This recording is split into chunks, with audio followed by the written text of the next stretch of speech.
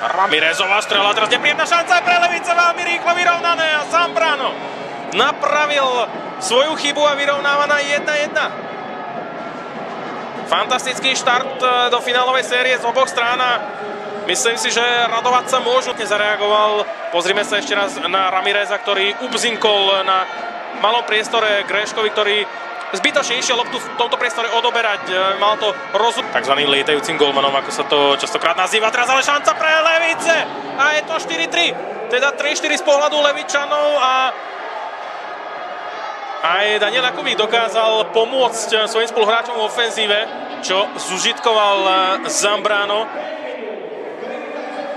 ktorý strieľa ďalší gól v tomto zápase. Pozrime sa ešte raz na to perfektné sklepnutie od Žuníňa. Stanislav Pela bol ďaleko z brány, ale krásny lobot Daniela Jakubíka. Pela bol na hrane bránkoviska, tak už nešiel ďalej. Nebolo to ideálne.